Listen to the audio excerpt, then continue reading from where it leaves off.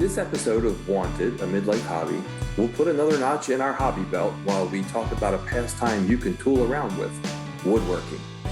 Listen in as we carve out some time with John Bauer and Phil Wessel from Greater Washington, D.C. And, knock on wood, you just might find a hobby that will interest you. All right, I have the pleasure today of talking with John Bauer and Phil Wessel. They are two, I'm going to say, woodworkers from the Southern Maryland, Washington, D.C. area. Hello to both of you. How you guys doing? Good evening.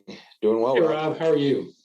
Doing great, doing great. I got to start with the first question because I just called you woodworkers. Is that an appropriate thing to say? Is that, can I categorize you that way? Is that cool? I've been called much worse, so woodworker is fine. All right. And John, you're okay with that too? I'm good with that. Yeah. All right. Is there a difference between woodworking and like carpenter? I mean, I've heard people kind of use those terms. Do you view a difference between those? I think there is. Yeah. I mean, carpentry, that's where I learned to touch wood and actually kind of, cut it, shape it, make it work. But that's a much rougher, in my opinion, a much rougher kind of approach than, say, woodworking, which might get into some finer details and a little bit more careful approach.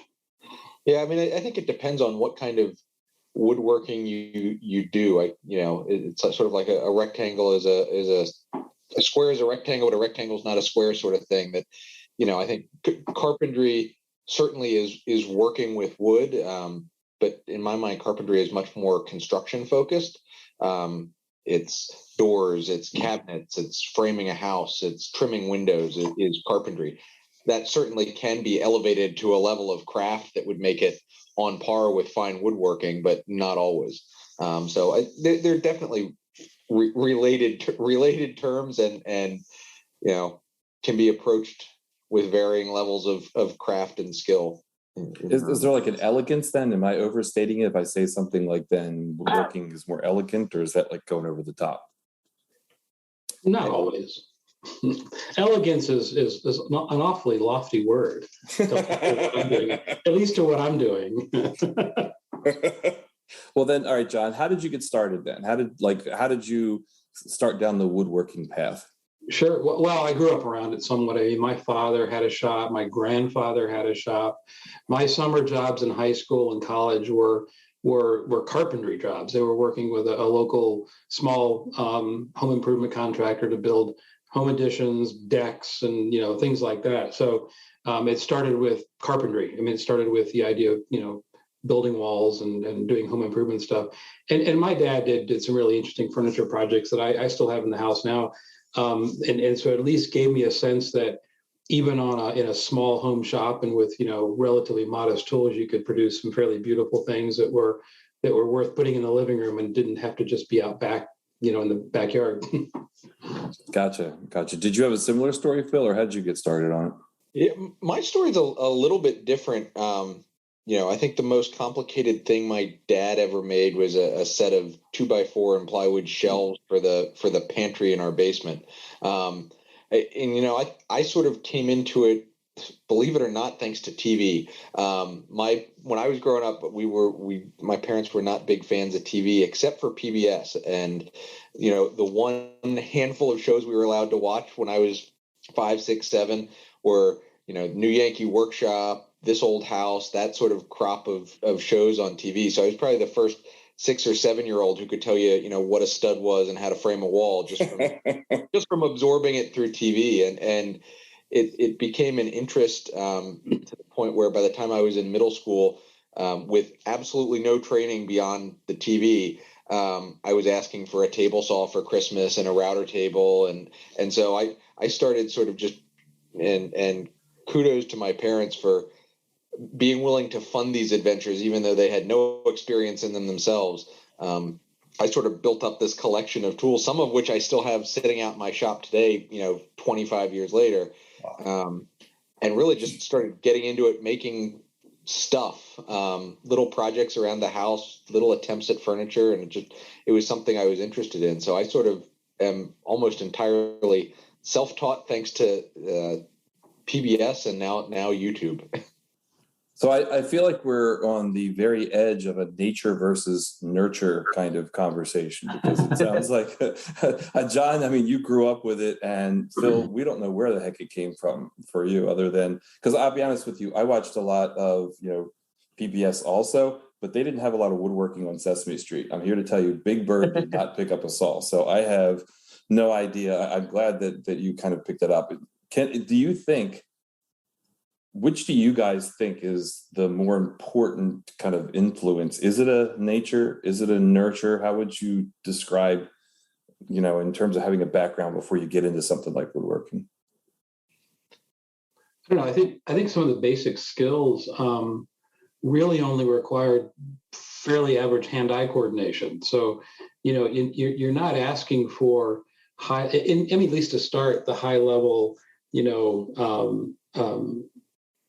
kind of dexterity or trained athleticism that maybe some other things would require. It's really some fairly basic understanding of how much something weighs, what it takes to put a little bit of force against it to cut it or to attach it to something else, and then quite frankly, you experiment, you make a few mistakes, and eventually it all kind of makes sense.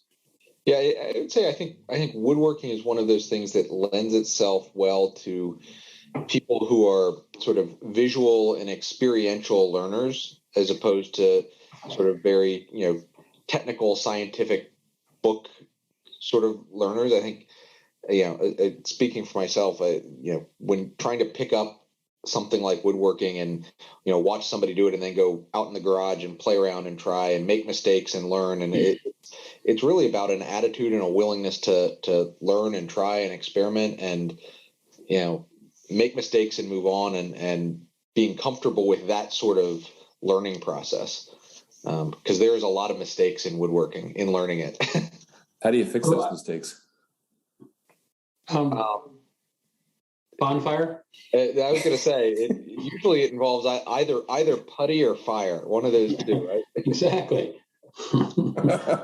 Although, quite frankly, wood can be fairly forgiving. I mean, you do leave, whether it's a split or a hole that isn't in the right place. It's not terribly difficult to fill them or sand them or paint them or cover them or to do something about it, and it's still a pretty presentable little project when all is said and done. All right, so John, tell me about your favorite project then. What's the favorite thing you've done?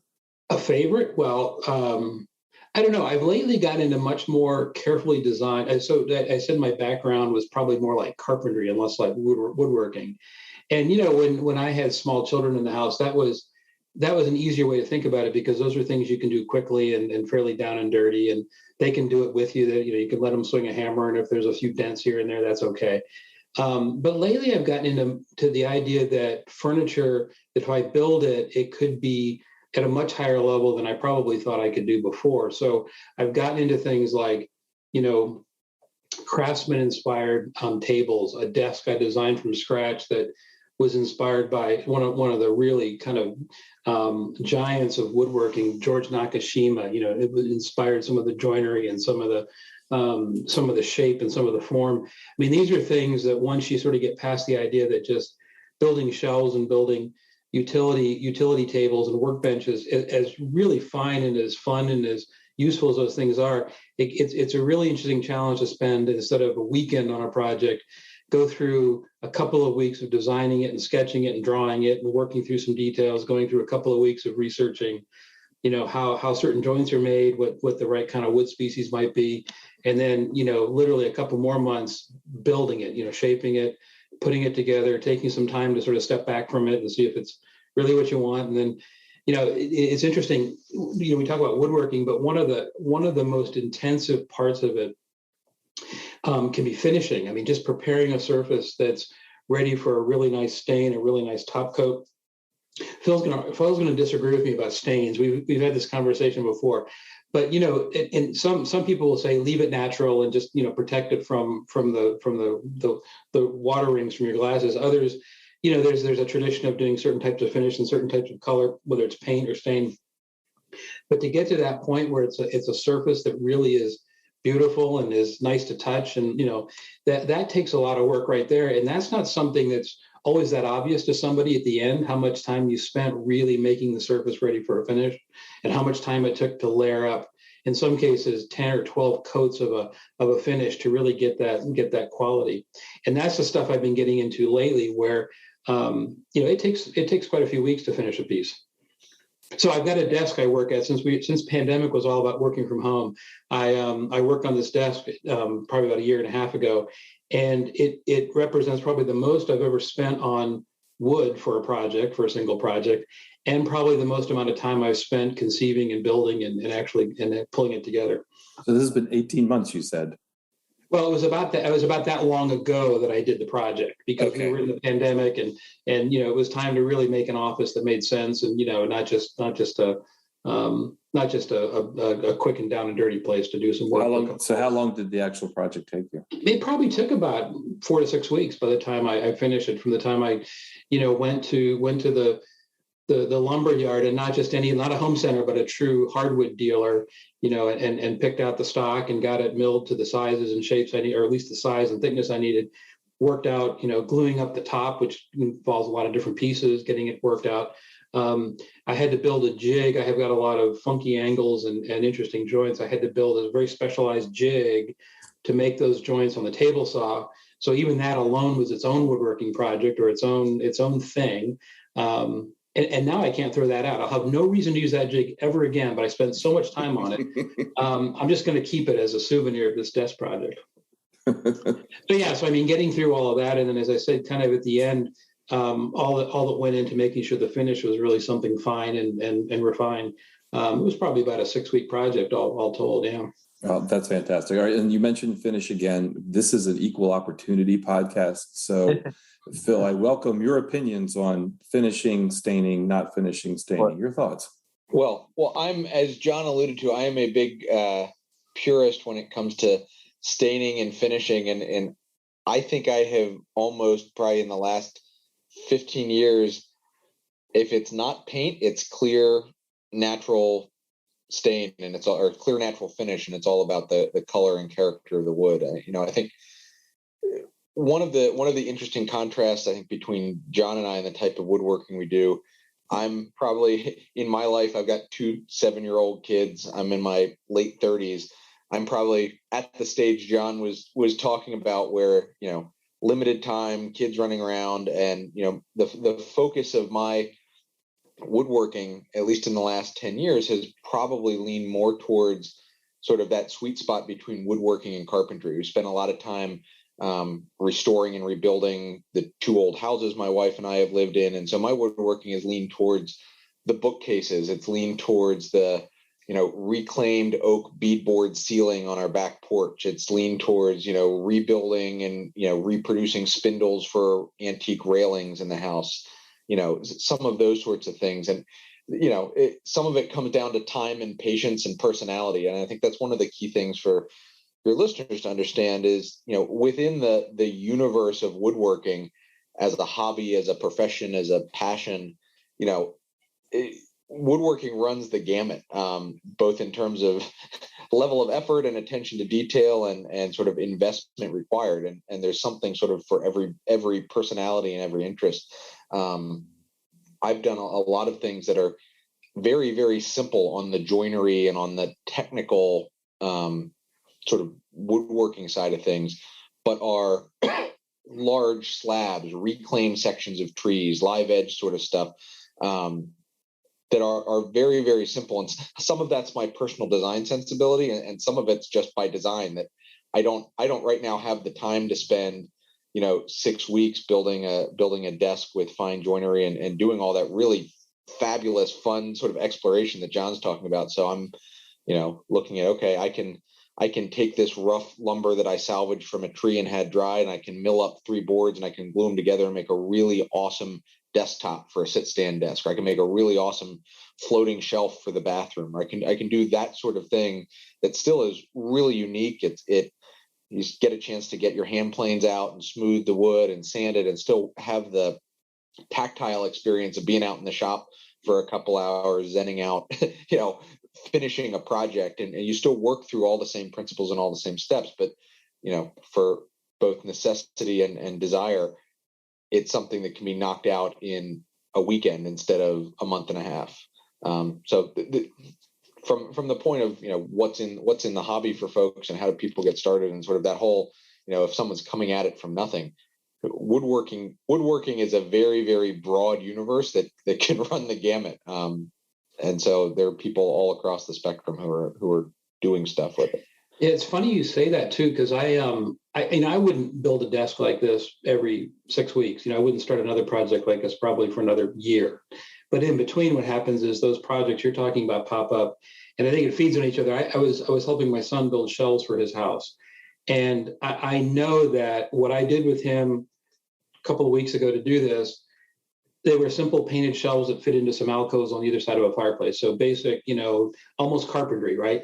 But I think the sensibility that having done some other stuff brings to it makes it a whole different game. It's a little more attention to how crisp and clean the corners are. It's a little bit more attention to how flat and level and things are. It's a little bit more to the idea that, we're going to put these up. And they're going to be here a while. They're going to be here a long while. So let's be proud of them, and even things like the cleats that are on the walls and all of the connections and pieces, partway there wasn't good enough. And I might have done it differently 20 years ago. I might have been a little bit more cavalier about slapping it up there and say, well, that looks pretty good.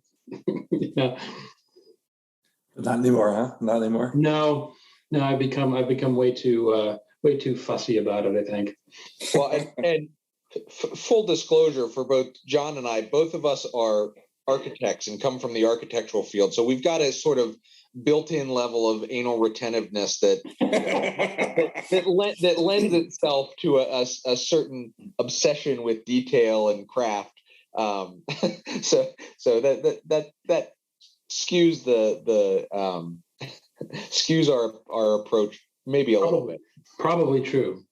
This is why the three of us get along, because there is a scale. There's OCD, there's anal retentive, and there's Rob. I think there's kind of all these 3 points of the spectrum. So I absolutely understand what you guys are talking about. I am curious though, because you talked about getting started. I mean, how do you learn? You've talked about trial and error. Is trial and error the only way you learn? Are there other resources available to somebody who wants to kind of understand how to get started? Yeah, I think, and I say this about making things in general, because I'll venture into other materials and other techniques. YouTube's a remarkable resource. That wasn't around when I started. Obviously, it was watching my dad or somebody else who did the work, another carpenter who was kind of doing the work and paying attention to what was important and how they squared things up, how they cut things, how they, all of those basic skills. Now it's remarkable through social media, YouTube, Instagram. I'm not a big TikTok user, but I'm seeing some examples there too. People are doing these short, very concise, well-produced how-tos, and it's on anything you want to know how to do, from something as simple as operating a chop saw to something as as complicated as an ornate Chippendale dresser or something. And the remarkable thing about that is it's not just one person doing it, it's hundreds. So if the approach one person takes, or their attitude toward design or their attitude toward making something isn't quite what you're looking for, there's another one queued up right behind it. And so in the course of an hour you can get a really nice cross section of ways to do things if you're interested. I still think, if you're bumped up against somebody who's doing it for real and you're standing there and you can really appreciate up close the effort and the approach, there's nothing like it, but you don't have to. You can really dive in on your own now, and I think and make a fairly good run at it.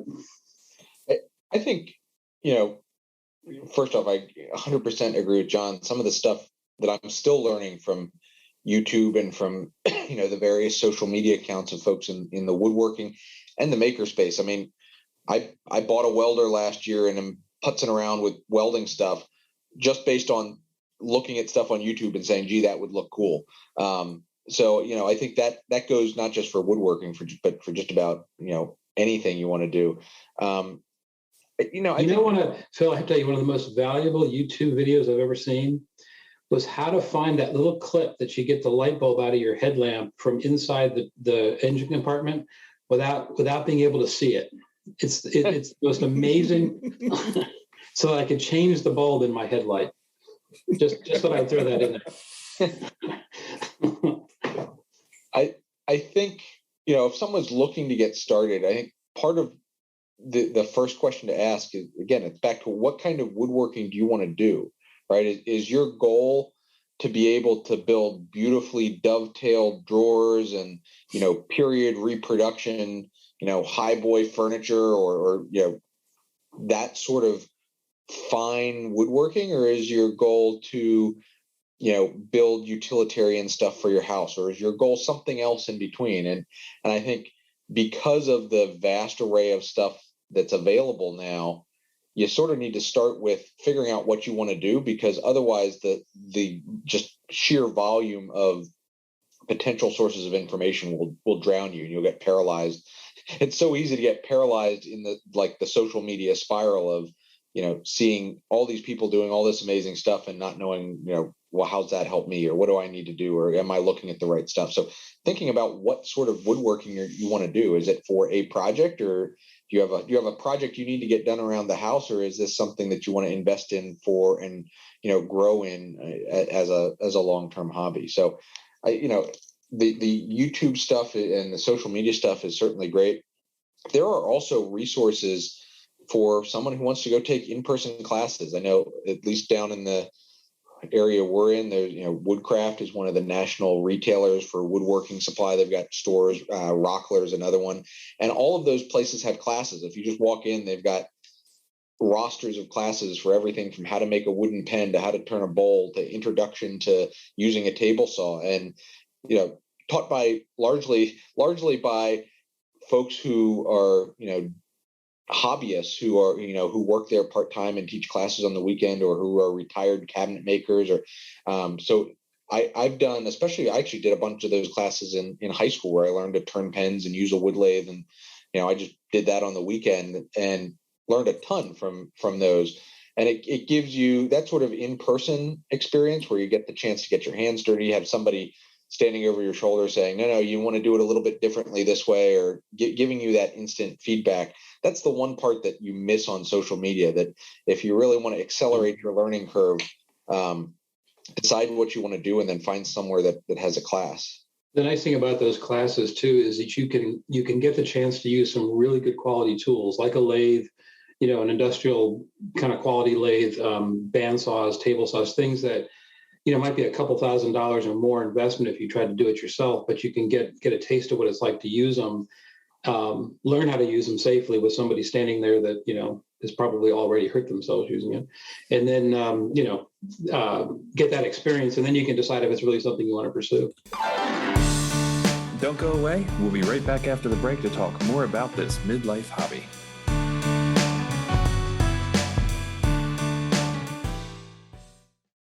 You've said things like, the jig, the wood lathe. I read about a jackhand plane, the miter box, a Mortise chisel. I don't know what the heck any of those things are. I'm not going to lie to you. But I have. But you mentioned you could spend thousands. I mean, for somebody who wants to be a hobbyist, what kind of investment do you think you could expect to make to get started in this? What struck me in the last few years, since I grew up around people that had shops, it was always I always assumed you had to have a table saw in the middle of the shop, and then, the assorted hand tools and heavier power tools, drills, whatever around. But just lately I stumbled into, what's it called? It's called, let me grab it here. It's a book, and it's almost a way of life. It's called The Minimalist Woodworker. And this guy, Vic Tesselin, wrote it, and he's on social media. And he has this whole approach where with literally, 5 or 6 hand tools, you can build these beautiful, really functional, nicely designed things that are, it could be benches, boxes, things that you really need and can use. And we talk about a handsaw, some basic, probably a power driver, but just basic tools that wouldn't be more than maybe, for entry level quality, maybe a couple $100. If you wanted to go top end, maybe 1,000. And from that, and some basic woods from basic stock from home centers, or from even in potentially free, cutoffs and scraps, crates, whatever, you're off to the races, and you're building some really nice things, useful things. And I skipped that step. I never really had to start with the idea of the basics, but it's remarkable how much you can do if you have, a few specific tools, a few key tools, keep them sharp, keep them, ready to go, and set up a workplace with good lighting. And he even calls in these ideas of people that have built shops in their apartments in small closets, where that's where they have to work because they have a small apartment, and they make it work. It can be that easy, and you don't have to have, the dust monster table saws and sanders flying everywhere. You can do this with a fairly modest set of hand tools. So going back to my beginnings, my PBS Saturday night days, there were two polar ends of the woodworking spectrum in the pre-internet, pre-Instagram days. It was Norm Abrams and the New Yankee Workshop, which had this shop that was sponsored by all the machinery companies, had easily $100,000 worth of tools, always had the latest and greatest. And I used to watch that with my grandfather, and Norm would knock out this piece of furniture in a 30-minute episode, and my grandfather would always laugh and say, well, of course it's that easy. He's got all these tools, and he just, quick shoot this, cut that, everything's perfect because it's all commercial grade. The other end of the spectrum was Roy Underhill, and it was the Woodwright shop. Yeah. And Roy's still, Norm, I think, is retired. He's still alive. Roy, I think, still does lectures and stuff, but his was all early American woodworking, period pieces with period tools. So it was all hand tools, foot-powered lathes, hand saws. There wasn't I think he had an electric light bulb in the shop, and that was about it. And those were like the two mainstays of PBS woodwork. That's right. Yeah, I remember those shows. And like for somebody beginning woodworker back then, you had these two polar opposites, and there was nothing in between. And I think, there are a number of folks on the social media space. My personal favorite right now, that I've been following for years, it's a guy by the name of Mark Spagnolo, and he's got a channel called The Wood Whisperer. Yeah. He's got a website, YouTube, thewoodwhisperer.com. And and I've got a couple of his books, and he really professes this style of woodworking that he calls hybrid woodworking. It's a blend between hand tools and power tools, depending on what you're doing. And one of the big benefits to that is it lets you sort of tune your cost to entry to what you want to do. And if folks go to thewoodwhisperer.com and search for beginning tool set, he's got a number of articles where he lays out, okay, for doing this sort of work, here are the bare essentials. It's a sander, it's a router, it's a set of chisels, it's a handsaw, it's a plane, it's this. For under $1,000, you could get at, Home Depot and Woodcraft, you could get everything you needed, probably even under $500. And he's done a number of series on his channel about like, okay, I'm going to build this project and my tool budget is X. And he goes to Home Depot and Lowe's and sort of gets all the stuff that's easily accessible for those beginning woodworkers who are trying to figure out how to get started. And so I think there are tons of examples out there of how to get started with a fairly minimal investment. I think that's one thing I was obviously as a kid growing up on Norm, I was all about, when I was in middle school and high school, asking my parents for stuff. I didn't ask for a hand plane or a chisel. It was what's the biggest motor and the biggest engine, and what's the noisiest tool I can get. And so, Norm was always using the biscuit joiner. That was his big thing. Biscuit and everything. A biscuit joiner.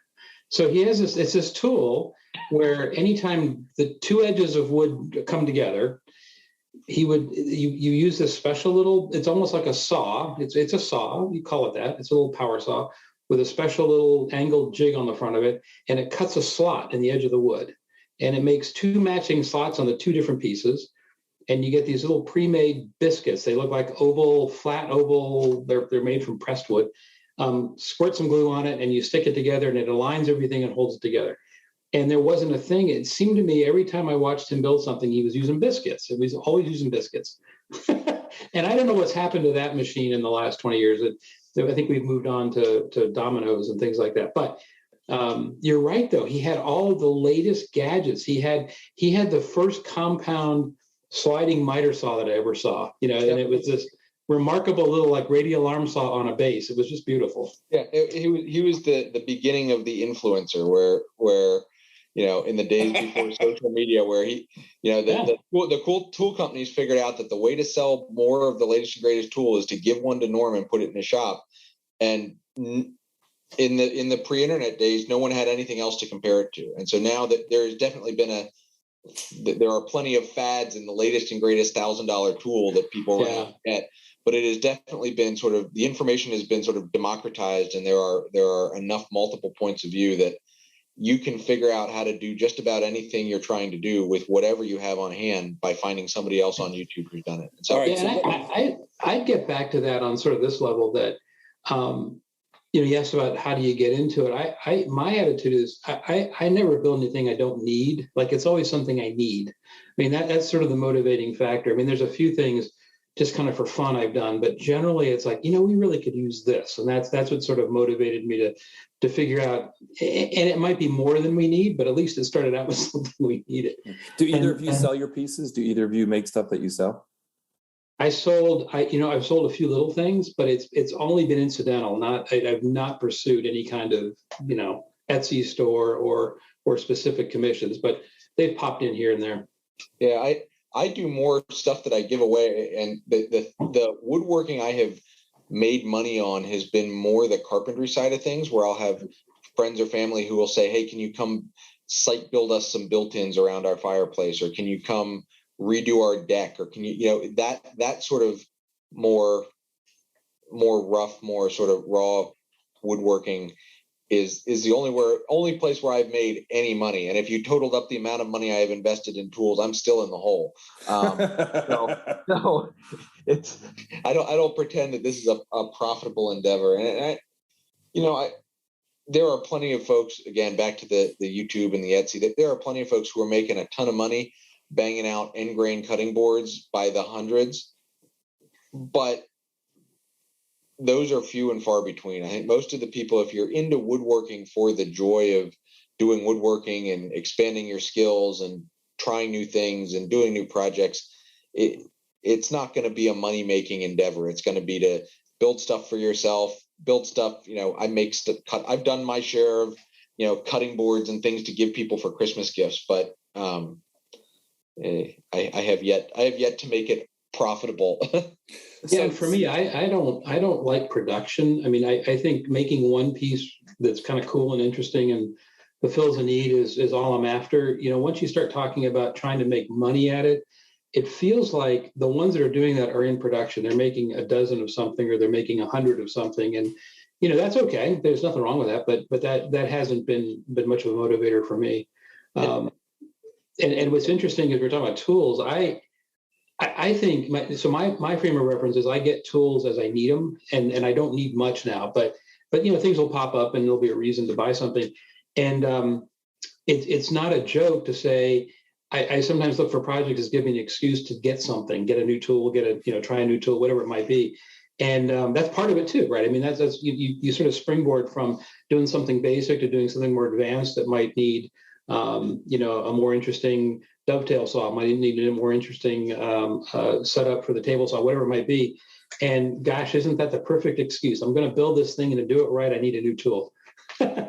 But I mean, it's a good way to start too. I mean, you can think about if there's a project you want to build, focus on what it really takes to do that and get those tools, because you'll use them again, unless you're doing something so specialized and so unusual that it's a some kind of esoteric tool. But generally speaking, buy them when you need them, or get them when you need them.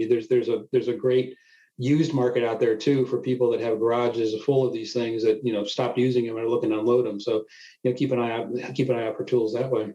All right, so let's say that you guys have convinced me that I can do this at my own pace. I can make sure I operate within my financial limitations, whatever they are. So you've got me sold on that. Most people listening, though, are also probably working a full-time job. So convince me now that I can take the time out and that it's not going to frustrate me over 4 to 6 weeks, or, tell me about the time piece.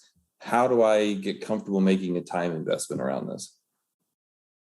Well, start with the thing, right? I mean, if you're not going to start by building a 4-post canopy bed, with fine with the the most select cherry you can get your hands on, you're going to start with something like maybe a small workbench that you can use for your next project, and you'll make it out of basic #2 pine from the home center, and you can probably do it in 2 or 3 hours if you follow the instructions or follow somebody's example and knock it out in your garage or in your basement, or even in your utility room if you've got corner you want to work in. Start with something like that, and then you kind of get the bug, right? You do that in 2 or 3 hours, 4 hours. Maybe it takes a weekend because you're still experimenting with how to cut and do things, but generally you're done in a weekend. And you step back and you look at it and you go, now that's not bad. I think I'll do that again, but this time it's going to be for the dining room, And I mean, that's how it happens. That's how it starts. And so you start small and you start basic, and you begin to see what's possible. And I would say the one thing from a time investment standpoint that is, I think, really nice about woodworking as a hobby is, assuming you have a place to work where you don't have to clean up and put your stuff away every night, that you're not doing it at your dining room table in your apartment with your wife and kids running around. Like if you've got a garage, if you've got a corner of the basement, woodworking is something that can be, any project is really it's a combination of discrete steps. And so, once you get into it a little bit and you figure out how things go together and how to, what the steps are, it's pretty easy to work on something for an hour and then let it and come back to it 3 days later and pick up right where you left off and work on it for another hour. And so there are, in any project, there are only sort of very discrete steps where you may have to start. And, if you're gluing up a tabletop, when you put the wet glue on, that's a commitment that you're going to go till you've got everything put together.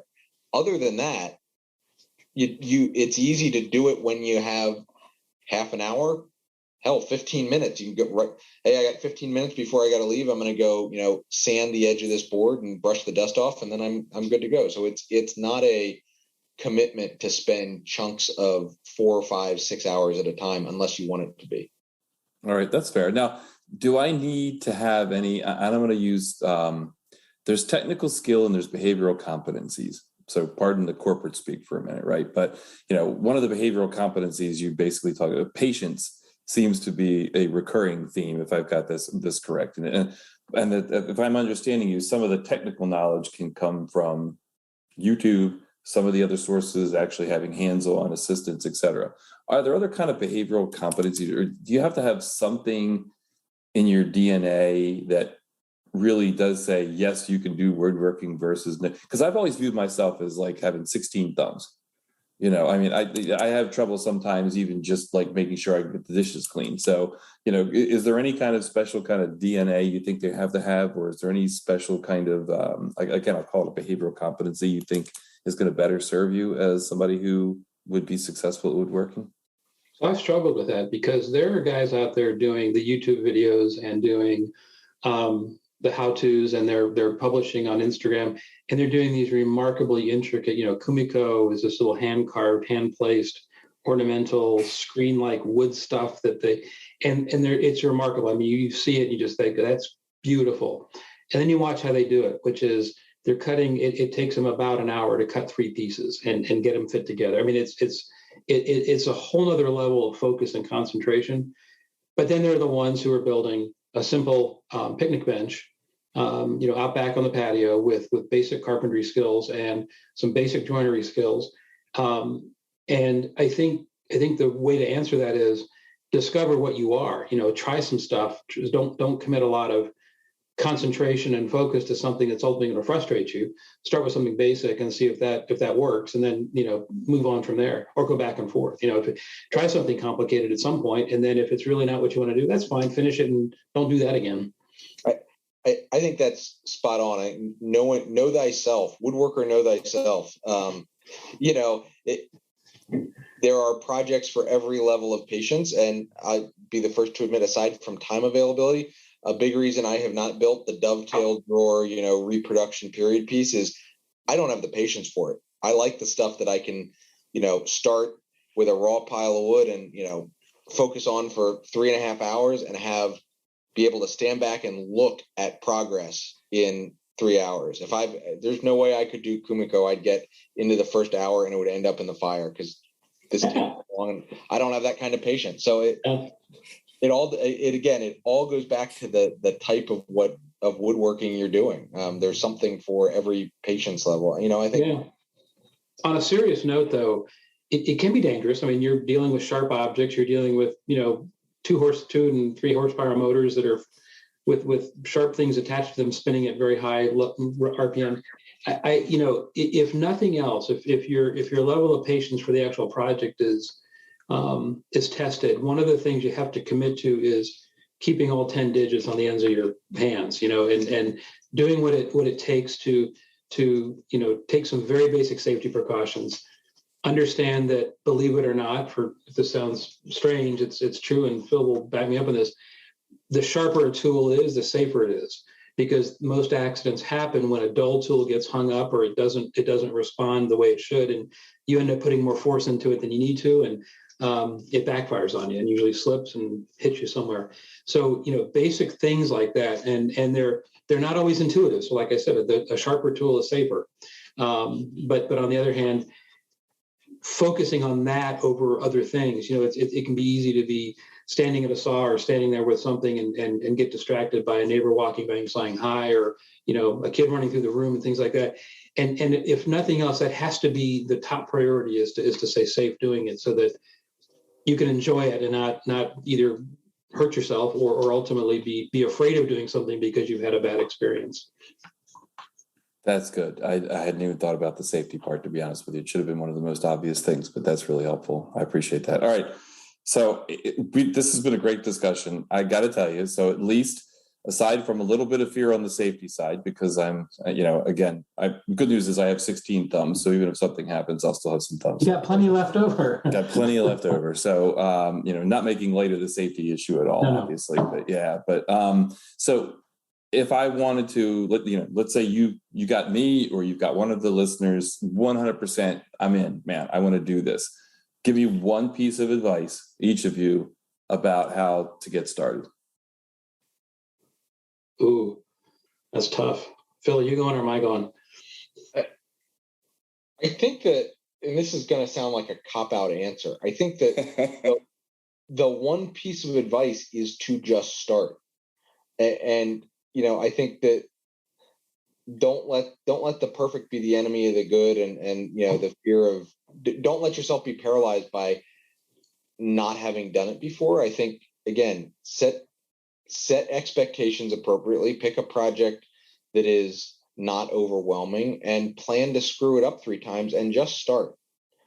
And like, if you go into it with that attitude, I feel like the folks who get discouraged or who never start are the people who are so fixated on, I can't start until I have all the right tools, and I'm almost there, but I don't want to start yet because I need to get 3 more tools. And okay, I bought this really good wood and I don't want to start yet because I might make a mistake. Like set yourself up for failure and making mistakes and learning from them, and just start.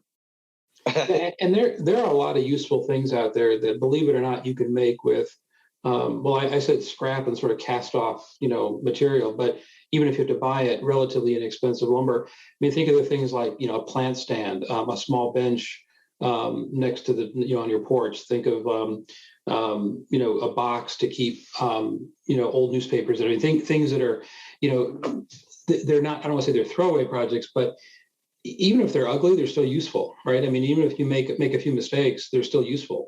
And, throw a coat of paint on it or a coat of shellac, simple stuff. And suddenly they look pretty legitimate without having, necessarily done a lot of fine design work or fine joinery work. But you have something useful that you made. And I mean, that it can be like a drug. That's infectious. Once you see something that you've made and it's usable and it's there, being used, you'll move on to the next piece pretty quick, and you'll be ready to try something even more interesting. Another sort of option for someone looking to get started is, and I've never done these personally, but there's another social media personality called Anne of All Trades, and she's out in Tennessee, and she's more in the sort of homesteading. She lives on a farm, has cows, chickens, goats, all of that thing. It's goats. She's always posting pictures of her goats. I don't know why that is. Pictures of her goats. But she also is a woodworker, and that's sort of how she got started in the YouTube, was teaching herself woodworking. And one of the projects that she constantly promotes as the easiest intro to woodworking for anybody is carving spoons. And it's something you can do with a piece of wood that you find in the backyard that fell off a tree, green wood that you can find it, you can do it with firewood, you can do it, and probably about $40 worth of carving knives. And so it's sort of an introduction to how you work with wood, how the grain of wood behaves, how you smooth it, how you carve it. And there are a number of sort of very easy, sort of therapeutic, carve a spoon, carve a spatula, do, X, Y, and Z that for somebody who has zero tools, the tools to do it can fit in my coffee cup. And it's a sort of Zen thing you can do on the back porch. And as an intro, it's on my list to do, but I'm too busy with the big tools in my shop and the big projects. But it's funny you say that, because I don't think of carving as woodworking, but it absolutely is. I mean, it's on its own, it is, and it's also a nice complement to some projects to have carved details. We were going through, I mentioned how my grandfather had a shop, and everybody in my family seems to have a shop. We found an old scooped gouge, that was probably 100 years old, laying in the bottom of a toolbox, and my son and I cleaned it up. So within the day, he had carved a spoon with it. He simply just, he did what you're saying, looked on YouTube at somebody doing it, and you found an old piece of cherry at the woodworking store. It was a cutoff. It was practically free. It was like $2 or something, and did the spoon. And I at first I was like, well, sure. What's the worst that could happen, right? Well, it turned out great, obviously, and I mean, it wasn't that difficult. And I also want to so there's carving, but there's also this idea that, you don't need to use fine woods and fine materials to do some of these projects too. There is inexpensive plywood and particle board and even synthetic stuff like PVC. And I'm going to get, Phil's going to slap me for saying this, but even those materials are worthwhile for certain projects, especially outdoor things. Like imagine a planter, right? Like a window box style planter or a square box planter for next to your front door. All of that sort of counts. I mean, you can make stuff out of those materials with basic woodworking skills, and again, you end up with something useful and something you can be proud of, and that sort of improves your home and your environment. But yeah, carving, that's a great point. That's a really nice. I mean, simple stuff with carving, you can whittle. You can simply take a knife and take a stick, and you can make a letter opener. You can make you can make Harry Potter's magic wand if you want. Okay, now you're talking. See, now you guys have been very passionate the whole time. Now you got me. The Harry Potter's wand. That's it. I'm sold. I'm in. All you need is the branch of a willow tree, the hair of a newt, and the I forget the other ingredient. But no, you can whittle. I mean, whittle it, right? And some kid sees you doing that, and you hand it to them. They'd be killed. They'd be tickled to get something like that from their friend, right? And all it takes is a knife and an old tree branch. You talk about making money woodworking. I did meet a guy I think I met him at the Montgomery County Fair from the Montgomery County Woodturners, and he has made a small fortune making custom wands for all of the Renaissance Fair people and people. Gorgeous, ornate, turned walnut, offset, center, carved wands on a wood lathe that could sit on my desk. Yeah. Nice. And it's an art form, and it's woodworking is an art, and it's as varied as any other art form. All right. I cannot think of a better note to end on than carving magic wands. I think that we finally have gotten to it. So I want to say, Phil Wessel, John Bauer, thank you. Guys, this was just a fantastic. I love your passion. Thanks so much for bringing it, and thanks for spending the time talking with me. I really do appreciate it. Thanks for having me. Yeah, absolutely. This has been fun. If you enjoyed this episode, be sure to check out our Instagram page, which is @midlife_hobby, or follow us any place you can find podcasts, including Spotify, YouTube, and Apple Podcasts. And if you'd like what you hear, please subscribe, rate, and give a review on whatever platform you use. Also, I'd love to hear thoughts and suggestions about other hobbies or speakers.